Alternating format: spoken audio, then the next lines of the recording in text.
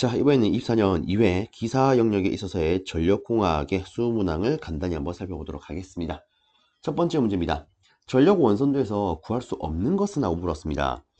실제 이 전력 원선도를 가지고 구할 수 있는 것 여러 가지, 구할 수 없는 것 몇 가지 우리가 생각을 해볼 수 있는데, 조금 편하게 들고 갈 때는 이 전력 원선도에서 구할 수 없는 것 기준으로 체크하는 게 좋습니다. 왜? 얘는 몇 개 없거든요. 일단 구할 수 없는 거에 있어서 대표적으로 우리가 언급할 수 있는 것들이 두 가지가 있습니다. 과도 안정 극한 전력, 그리고 코로나 손실. 요놈이 실제 우리 시험에 언급되는 대표적인 친구들 아니겠습니까? 그죠? 그럼 이에 따라서 답은 바로 3번 이렇게 고를 수 있겠다. 그죠? 자, 이 정도로 간단히 살펴봤고요. 다음 문제로 이어서 넘어갑니다. 복덕체에서 두 본의 전선이 서로 충동, 요거는 조금 못하죠. 충돌하는 것을 방지하기 위하여 두 번의 전선 사이에 적당한 간격을 두어 설치하는 것은 하고 물었습니다. 자, 이처럼 서로 충돌하는 것을 방지하기 위해서 우리가 어떤 것을 설치를 하느냐? 여기는 스페이서를 설치합니다. 뭐 간단히 말했을 때 전선이 이런 식으로 지나간답니다. 이때 이들 전선 간에 서로 충돌하지 않도록 여기다가 스페이서라는 것을 이렇게 시설합니다. 좀 더 쉽게 말하면 이 스페이서 자체가 간격을 둔다라는 의미를 가지고 있습니다. 예를 들어 여러분들 키보드를 칠 때, 키보드 자판을 칠 때 간격 줄 때 뭐 씁니까? 스페이스바 쓰죠. 그렇죠? 이때 요걸 가지고 스페이서 이렇게 연계를 지어서 생각하시면 좀 더 편하지 않을까 싶습니다. 다음으로 세 번째 문제입니다. 정정된 값 이상의 전류가 흘렀을 때 동작 전류의 크기와 상관없이 항상 정해진 시간이 경과한 후에 동작하는 보호 계정기는 하고 물었습니다. 자, 여기 보시면 정해진 시간이 경과한 후 이렇게 나와 있어요. 그래서 얘를 뭐라고 하냐면 정해진 시간이 경과했을 때 동작한다 라고 해서 정한시 계정기라고 부릅니다. 자, 그 다음에 간단히 몇 가지만 보면 반한시는 뭡니까? 이 동작 전류의 크기에 반비례해서 동작하는 계정기다, 이런 의미를 갖고 있죠. 그래서 이렇게 한번 살펴봤고요. 순환시는요, 정정된 값 이상의 전류가 흐르면 그 즉시 동작하는 걸 의미를 합니다. 그 다음에 반한시성 정한시는 반한시와 정한시를 같이 갖고 있는 거, 네, 이렇게 언급할 수 있겠죠. 자, 어쨌든 이 문제의 답은 1번 이렇게 체크해 봤고요. 다음으로 네 번째 문제 봅니다. 전력계통의 전압을 조정하는 가장 보편적인 방법은 하고 물었습니다. 실질적으로 얘를 조정하기 위해서는 계통의 무효 전력을 조정하면 되지요. 그래서 답은 4번이 될 거고요. 간단하게 한 가지만 더 체크를 하면, 자, 다시 이 전압과 관계된 것은 뭐다? 계통의 무효 전력이다. 한 가지만 더 체크를 하면 주파수와 연관이 있는 건 뭡니까? 유효 전력이 되죠. 그래서 주파수를 조정하면 유효 전력을 조정할 수 있더라. 자, 그래서 이런 거 간단히 눈으로 한번 봐주시고 넘어갑니다. 다음으로 다섯 번째 문제입니다. 망상 배전 방식, 다르게 네트워크 배전 방식의 장점이 아닌 것은 하고 물었습니다. 자, 보기를 보면서 바로 체크를 하면 실제 얘는요, 이 배전선 자체가 굉장히 복잡하게 얽혀 있죠. 그쵸? 그리고 실제 우리가 부하로 가는 이 전선의 거리상을 기준으로 따지면 그 거리가 짧기 때문에 실제 전압 변동은 다른 방식에 비해서 적어지게 됩니다. 자, 그 다음에 부하 증가에 대한 융통성이 큰 특징이 있고요. 그리고 한 선이 끊기더라도 다른 연결된 계통의 선을 가지고 전기를 공급할 수 있기 때문에 무정전 공급이 가능한 아주 큰 특징을 가지고 있죠. 자, 근데 두 번째 보시면 인축에 접지사고가 적어진다? 실질적으로는 이 망상 배전 방식이 간단하게 표현하면 이런 식으로 마치 그물망처럼 복잡하게 선로가 얽혀 있는 거 아니겠습니까? 그렇기 때문에 사람이나 가축 등에 있어서 이런 전선과 접촉할 수 있는 확률이 높아집니다. 그래서 인축의 접지사고가 적어지는 게 아니라 커지더라, 이렇게 볼 수 있겠죠. 답은 2번 된다, 확실히 잡아주시고요. 다음으로 여섯 번째 문제입니다. 수변전 설비에서 변압기 1차 측에 설치하는 차단기의 용량은 어느 것에 의해 정합니까? 기본적으로 이 차단기의 용량, 즉 차단 용량은요, 단락 용량을 기준으로 해서 정할 수가 있습니다. 그래서 우리가 고를 수 있는 것은 공급 측의 단락 용량, 이놈이 되더라. 그래서 보통 이런 표현도 쓰기도 하죠. 단락 용량은 차단 용량의 최소값이다. 그죠? 그래서 이런 거 확실히 봐주시고요. 다음으로 7번째 문제입니다. 전력계통에서 내부 이상전압의 크기가 가장 큰 경우는 하고 물었습니다. 실질적으로 이 내부 이상전압의 크기가 가장 큰 경우는 무브와 솔로 충전 전류 차단 시가 됩니다. 그래서 요거 확실히 체크를 해주시고요. 그리고 뭐 참고로 말하면 이때 발생하는 내부 이상전압은 상규 대이전압의 4배 정도가 되죠. 실제 뭐 요런 수치값에 대한 것도 관도 문제로 나온 적이 있으니까 뭐 참고로 봐주시면 어떨까 싶습니다. 자, 다음으로 8번째 문제입니다. 배전 선로의 고장 또는 보수 점검 시 정전 구간을 축소하기 위해서 사용하는 것은 하고 물었습니다. 실제 요놈 같은 경우에는 일단 이 지문을 잘 보면 답은 충분히 고를 수 있지 않나 싶습니다. 자, 보세요. 고장 또는 보수 점검 시에 정전 구간을 축소하기 위해서 쓴답니다. 다르게 말하면 구간을 나눈다 이렇게 볼 수 있겠죠. 다르게 구간을 구분하기 위해 쓴다. 그래서 이 문제의 답은 구분 개폐기가 되겠습니다. 다음으로 9번째 문제 보도록 하겠습니다. 송전계통에서 자동 재폐로 방식의 장점이 아닌 것은 하고 물었습니다. 자, 일단 간단히 여기 주어진 보기를 가지고 체크하면 자동 재폐로 방식은 신뢰도가 향상되는 방법이죠. 그리고 공급 지장 시간의 단축, 즉 얘가 고장이 생기면 개로가 되었다가 다시 재폐로가 됩니다. 그죠? 실질적으로 개로가 되었을 때는 이 공급에 있어서 지장이 발생을 할 겁니다. 근데 자동적으로 재폐로가 되면은 그 공급 지정 시간을 단축시킬 수 있겠죠. 그죠? 그래서 실질적으로 뭐 수동적인 측면과 이 자동적인 측면을 생각해 보면 좀 편하실 겁니다. 수동으로 우리가 재폐로를 한다? 야, 그러면 우리가 확인을 하고 다시 패로한 데까지 시간이 좀 걸릴 수 있기 때문에 공급 지정 시간은 길어질 겁니다. 근데 요놈 같은 경우에는 어떻다? 자동으로 바로 딱 달라붙기 때문에 이 시간이 단축된다. 자, 그 다음에 세 번째, 보호 개전 방식의 단순화?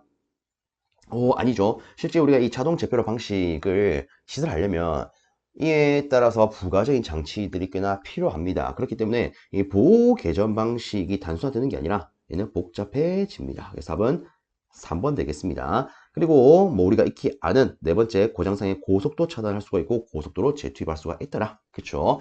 자, 다음 문제 살펴봅니다. 배전계통에서 전용용 콘덴서를 설치하는 목적으로 옳은 것은 하고 물었습니다. 실제 우리가 이런 전용용 콘덴서를 사용하게 되면 역률이 개선된다. 그죠? 자, 이걸 가지고 우리가 생각해 볼 수 있는 것이 전압 강화가 경감이 되겠구나. 그 다음에 전력 손실도 줄어들겠구나. 자, 그 다음에 또 이런 것도 있죠. 설비 용량의 여유가 증가한다. 그 다음에 한 가지만 더 생각을 해보면 이런 것도 있습니다. 전기 요금이 감소한다. 그쵸?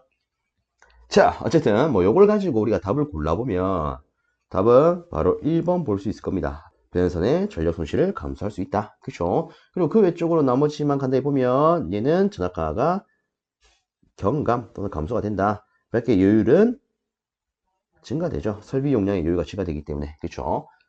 자, 이 정도로 간단히 체크해봤고요. 다음 문제 살펴봅니다. 다음으로 11번째 문제입니다. 배전반에 접수되어 운전 중인 계기용 변압기 PT 및 변류기 CT의 2차 측 회로를 점검할 때 그에 대한 조치사항으로 옳은 것을 한번 물었습니다. 자, 요거 은근히 헷갈려 하시는 분들이 있죠. 자, 일단 저는 이렇게 한번 언급 드려볼게요. 계기용 변압기를 우리가 PT라 표현하고요. 변류기를 CT라고 표현합니다. 실상 우리가 2차 측을 점검을 하고자 한다. 그럼 이때 2차 측 조치사항을 기억을 해야 됩니다. 우선적으로 결론을 바로 지어보면 계기용 변압기는요 2차 측을 개방을 해줘야 되고요. CT는 단락을 시켜줄 필요가 있습니다. 그럼 이걸 어떻게 쉽게 구분할 수 있을까? 이렇게 한번 생각해 보겠습니다. 개방을 우리가 영어로 하면 오픈이죠. 단락은요 클로즈가 됩니다. 아마 이걸 봤을 때 감이 오신 분들도 있을 거예요. 아, 계기용 변압기 P가 들어가네. 그래서 개방과 단락 중에 P가 들어가는 개방이 되겠네. 변류기는 C가 들어가니까 C가 들어가는 단락 기준이 되겠네. 그렇죠. 이렇게 챙기시면 여러분들 혼동도 줄어들고 쉽게 들어갈 수 있으실 겁니다. 자, 그럼 보겠습니다. 일단 보기를 봤을 때 CT만 단락시킨다? 그쵸. CT는 단락, PT는 개방이니까 답은 1번이 되겠네요. 그 다음에 두 번째도 한번 보면 PT만 단락시킨다? 아니죠. 이 친구는 개방. 그 다음에 뭐 모두 단락, 모두 개방은 당연스럽게 답이 안 될 겁니다. 그래서 이렇게 간단하게 챙길 수 있겠더라. 자, 다음으로 12번째 문제입니다. 전격 전압이 이렇게 전격 차단 용량이 여러 콜럼 주어진 차단기의 전격 차단 전류는 약 몇 킬로 암페어입니까? 자, 일단 여기서 우리는 이 전격 차단 용량의 수식을 떠올릴 필요가 있습니다. 루트 3의 전격 전압 곱하기 전격 차단 전류의 그죠? 그리고 단위도 한번 생각을 해보면 전격 전압이 킬로볼트고 전격 차단 전류가 킬로암페어라면 이때 전격 차단 용량은 메가볼트 암페어가 됩니다. 근데 지금 보면 메가볼트 암페어, 킬로볼트, 킬로암페어 이렇게 줬기 때문에 우리는 이 수식을 이용해서 단순히 전류 관계로 이항해서 대입하면 될 겁니다. 그래서 주어진 걸 그대로 한번 넣어볼까요? 500에다가 루트 3 곱하기 25.8 끝났죠? 그래서 요거를 여러분들이 갖고 있는 계산기에 두드려 보면 계산기에서는 11.19 정도의 값을 뱉어낼 겁니다. 그래서 우리가 고를 수 있는 것은 여기는 1번이 되겠네요. 다음 우리 13번째 문제입니다. 고압 및 특고압 가공 전선로로부터 공급을 받는 수용 장소의 인입구에 설치해야 하는 것은 뭡니까? 자, 여기서 어떤 걸 설치해야 될까요? 요 놈을 설치해야 되겠죠. 피레기. 자, 그리고 이 피레기 같은 경우에는 실제 이 설치하는 장소에 대한 것을 알아놓으면 좋습니다. 그래서 제가 간단히 이미지를 하나 띄우도록 하겠습니다. 자, 여기 보면 피레기 시설 장소 해서 그림과 내용이 나와 있습니다. 그래서 여기 한국전기설비규정에 의거하면요, 발전소, 변전소 혹은 이에 준하는 가공전선의 인입구 및 인출구에 시설을 해야 되더라. 간단히 말하면 발전소나 변전소에서 선이 나가는 부분 혹은 들어오는 부분이 있으면 그 부분, 여기는 피레기를 시설해야 된다. 이렇게 되겠죠. 그다음에 두 번째, 특고압 가공전선로에 접속하는 배전용 변압기의 고압 측 및 특고압 측. 그 다음에 세 번째, 고압 및 특고압 가공전선로부터 공급을 받는 수용전소의 인입구. 그리고 가공전선로와 지중전선로가 접속되는 곳. 그래서 우리가 여기 있는 그림으로 보자면 일단 대체적으로는 각 개소의 앞뒤에 시설이 됩니다. 그래서 발전소는 뭐 나가는 부분밖에 없기 때문에 나가는 곳, 1차 변연소 들어오고 나가는 곳, 2차 변연소 들어오고 나가는 곳. 그렇죠. 그래서 일단 발전소나 변전소 같은 경우에는 들어오고 나가는 곳 위주로 설치가 되더라. 자, 그 다음에 여기 보시면 이 부분이 특고압 가공전선로 아니겠습니까? 그렇죠. 특고압 가공전선로로 공급을 받는 수용전소의 인입구. 그리고 솔직히 얘도 보면 특고압 가공전선로부터 수용받는 수용장소에 공급받는 수용장소의 인입구. 그렇죠. 그리고 지금 여기 보면 점선이 지중선이고요. 실선이 가공선이라고 보시면 됩니다. 그래서 가공선과 지중선이 만나는 부분. 그 다음에 배전용 변압기 같은 경우에는 특고압 가공전선로에 접속하는 놈일 때 이때 이 변압기의 고압 측 및 특고압 측에다가 여기도 하나 시설을 해야 된다.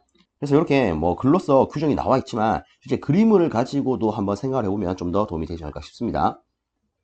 다음으로 14번째 문제입니다. 삼상 송전계통에서 수전단 전압이 이렇게 전류가 이렇게 선로의 저항과 레이턴스가 이렇게 주어졌고요. 송전단 전압과 전압 강하율은 얼마입니까? 이렇게 물었습니다. 그리고 수전단 연율도 이렇게 주어졌습니다. 자, 우리가 이 문제를 풀기 위해서는 첫 번째로 떠올려야 되는 게 있습니다. 자, 우선 송전단 전압을 구하기 위한 기준을 떠올려 보겠습니다. 이 송전단 전압을 우리가 VS라고 놓는다면 얘는 수전단 전압에다가 전압 강하를 더한 꼬라지로 표현할 수가 있습니다. 그쵸? 자, 그럼 여기서 이놈을 떠올려 봅시다. 이놈이 뭐예요? 전압 강하요. 그쵸? 근데 지금 몇 상? 3상입니다. 그럼 이 경우에는 이 친구가 이렇게 표현될 겁니다. 루트 3i r 코사인 세타 플러스 x 사인 세타. 그쵸? 물론 우리가 여기 i에다가 일단 이 유효 전력 관계를 이용을 하면 이렇게 표현할 수가 있을 거고요. 그래서 이 i에다가 루트 3v 코사인 세타 분의 p를 넣는 경우에는 이때 이 수식을요 v분의 p r 더하기 x 탄젠트 세타의 꼴로도 표현할 수가 있습니다. 그쵸? 근데 지금은 여기 주어진 지문을 봤을 때 이런 전력에 대한 조건이 없기 때문에 바로 요걸 활용을 해서 풀어나가도록 하겠습니다. 그래서 다시 쓰면 송전단 전압은요 일단 수전단 전압값이 필요합니다. 얼마? 6만 볼트. 자, 그 다음에 이 전압 강하에 대한 것을 파란 걸로 구분해서 쓰도록 하겠습니다. 루트 3에다가 전류가 필요합니다. 전류가 200요. 자, 그 다음에 저항이 얼마? 9옴. 검역률은 0.6. 여기 있다. 그죠? 자, 그 다음에 더하기 이제 리액턴스가 필요합니다. 13에다가 그 다음에 사인, 즉 무효율이 필요해요. 자, 근데 우리는 이런 걸 익히 알고 있습니다. 코사인이 0.6일 때 이때 사인은 얼마다? 0.8이다. 그래서 여기다가 0.8 바로 넣도록 하겠습니다. 자, 그래서 요거를 계산기에 두드리시면 계산기에서는요 65,473V 정도에 대한 값을 뱉어낼 겁니다. 그러면 일단 우리가 고를 수 있는 것은 1번 내지 2번 둘 중에 하나가 될 겁니다. 자, 그 다음에 두 번째 전압 강화율. 자, 일단 이 전압 강화율은 우리가 이렇게 쓸 수가 있죠. 수전단 전압분의 송전단 전압 마이너스 수전단 전압. 그럼 끝났네요. 우리가 앞서 송전단 전압을 구했습니다. 65,473. 수전단은요 여기 나와 있죠. 6만. 여기도 6만 넣으면 되겠네요. 자, 그래서 요 놈을 계산기에 두드려 보면 계산기에서는 대략 0.091이라는 값을 뱉어낼 겁니다. 근데 우리가 요거를 퍼센테이지로 표현하면은 9.1% 정도 같아요. 이렇게 나타낼 수 있겠죠. 그래서 이 문제의 답은 1번이 되겠습니다. 다음으로 15번째 문제입니다. 다중접지 3상 4선식의 배전솔로에서 고압 측의 중간선 겹용도체와 저압 측의 중성선 겹용도체를 전기적으로 연결하는 목적은 뭡니까? 쉽게 말하면 예전에는 이렇게 나왔었죠. 고압측 중성선과 저압측 중성선을 전기적으로 연결하는 목적은 뭡니까? 그죠? 실제 이 고압측과 저압측에서 중성선 끼리를 묶어주는 이유는 고저압 혼촉 시에 수용가에 침입하는 상승 전압을 억제하기 위해서입니다. 그래서 이 문제의 답은 4번이죠. 그래서 이 같은 경우에는 실제 관련도 문제에서 몇 번 나왔었는데 여기에 있는 중성선의 이름이 조금 바뀌었더라. 그래서 이렇게 답 체크 다시 한번 해주시고 넘어갑니다. 자, 그 다음에 16번째 문제입니다. 삼상 동기 발전기의 전기적 원선을 이중 성형 결선으로 했대요. 이때 발전기 용량은 하고 물었습니다. 일단 E와 I가 뭔지 안 주어졌습니다. 그러면 우리는 우리가 다루는 거에 있어서 일반적인 기준으로 생각해 봅시다. 보통 E를 뭐라고 합니까? 상전압, 그죠? 그 다음에 I는 뭐 상전류 이렇게 표현할 수 있겠죠. 그럼 간단히 말하면 상기준에 대한 용량 관계식을 고르면 되겠더라. 그쵸? 여기서 얘가 이중 성형결선으로 되어 있대요. 이를 우리가 다르게는 이중 Y결선이라고 부를 수가 있습니다. 그럼 얘가 어떻게 생겼습니까? 이걸 알아야 좀 접근이 용이하겠다. 그죠? 그래서 제가 간단히 여기다 그림을 한번 그려보겠습니다. 자, 일단 제가 간단히 그림을 한번 그려놨는데 지금 제가 그린 게 뭡니까? Y결선이죠. 그죠? 그러면 여기서 이중 Y결선은 뭡니까? 그림을 이렇게 한번 그려보겠습니다.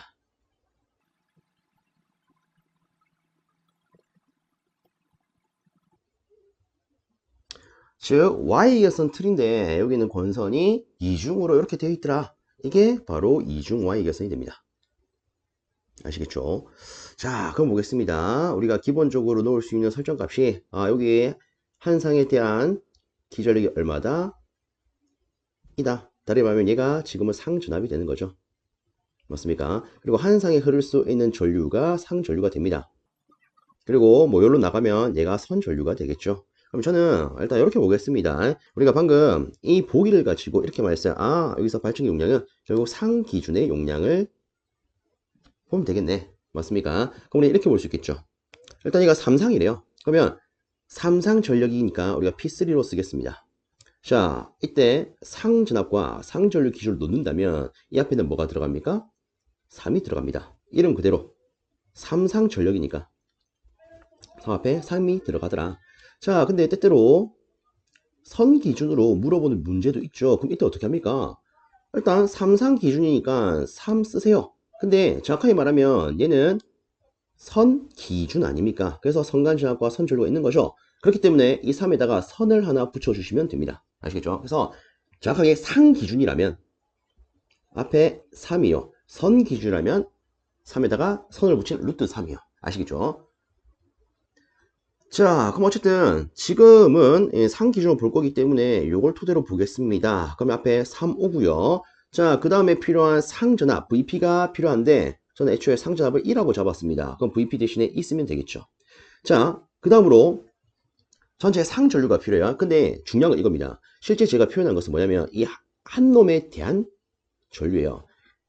근데 실제 여기도 어떻겠습니까? 전류가 흐를 수 있겠죠. 그럼 기본적으로 이 한 상에 대해서는 이 IP가 몇 개 있는 것 같다? 2개 있는 것 같다. 그럼 정확하게 말하면 여기서 흐르는 전체 상전류는 요렇게 되겠더라. 이렇게 쓸 수 있겠죠.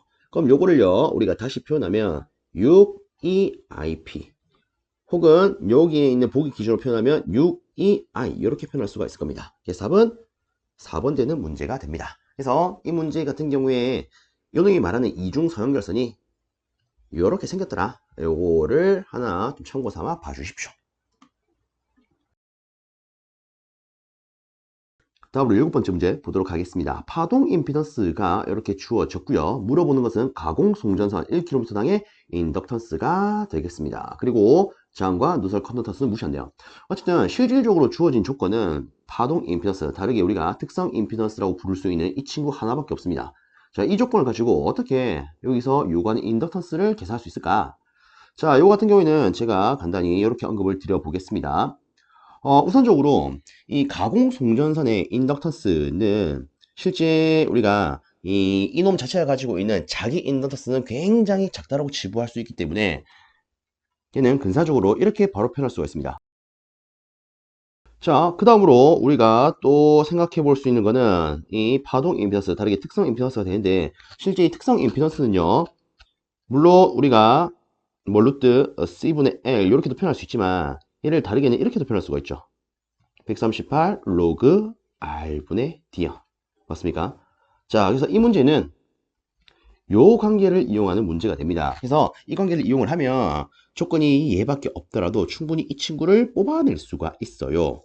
자, 그럼 한번 보겠습니다. 일단은 이놈의 값이 얼마다? 305입니다.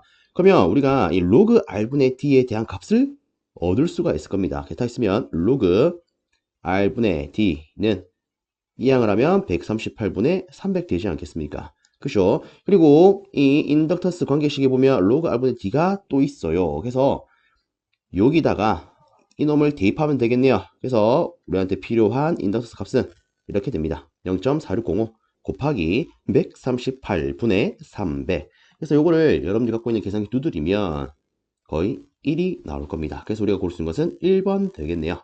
자, 그래서 다시 한번 더 파동 임피던스 많이 주어졌을 때에는 이때 인덕턴스를 어떻게 할 수 있다? 요거 가지고 풀 수 있다. 그리고 다르게 또 응용을 하면 파동 임피던스가 주어졌을 때에는 우리가 정전 용량도 생각을 해볼 수가 있겠네요. 그렇죠? 정전 용량도 우리가 로그 R분의 D에 꼬라져 표현할 수 있는 수식이 하나 있죠. 그래서 한번 언급을 하면 뭐 이렇게 볼 수 있는 거죠. 정전 용량은요, 로그 R분의 D분의 0.02413 단위는 마이크로페라 퍼 킬로미터가 된다. 그렇죠? 그래서 요놈 활용해서 이놈도 구할 수 있겠더라. 이렇게 한 번쯤 생각해 놓으신다면 혹시나 이 친구에 대해서 묻는 게 나온다. 그때 맛있게 드실 수 있으실 겁니다. 다음으로 18번째 문제 보도록 하겠습니다. 송전솔로에서 일선 지락의 경우 지락 전류가 가장 작은 중성점 접지 방식은? 하고 물었습니다. 자, 일단 여기 주어진 보기상에서 가장 작게 나타날 수 있는 것을 고르자면 실제 이 소리액터 접지 방식이 되겠죠. 물론 비접지 방식도 우리가 일반적으로는 지락 전류가 최소예요 이렇게 다룰 수가 있습니다. 그렇죠? 근데 일단 소호 리액터 접지 방식 같은 경우에는 실제 병렬 공식을 이용해서 이 지락 전류를 애초에 0에 가까이 만들 수 있지 않습니까? 그렇죠? 그래서 구분하자면 얘는 최소로 만들 수 있지만 얘는 0으로 만들 수 있더라. 그럼 당연히 제일 작은 것은 이놈이 되겠죠. 그렇죠? 그래서 두 개 구분해 주시면 어떨까 싶습니다.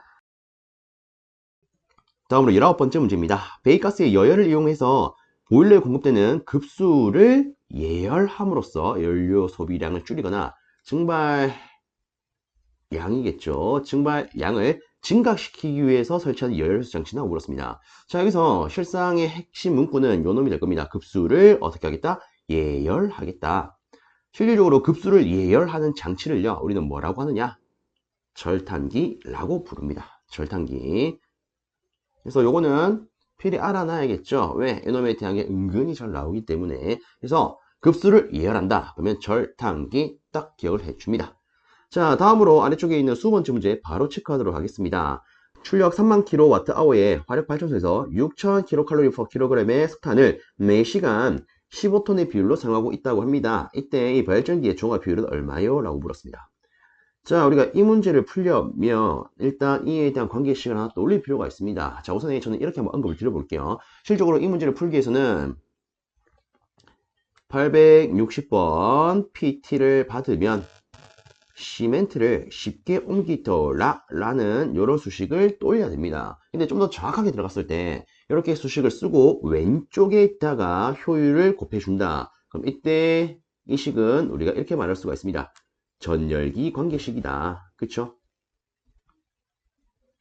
자, 다만 여기서 필요한 화력 발전소에 대한 수식은요, 이렇게 짤 수가 있습니다. 860 PT를 받으면 C, 멘트를 쉽게 옮기더라. 근데 문제는 요 놈을 생략을 한다.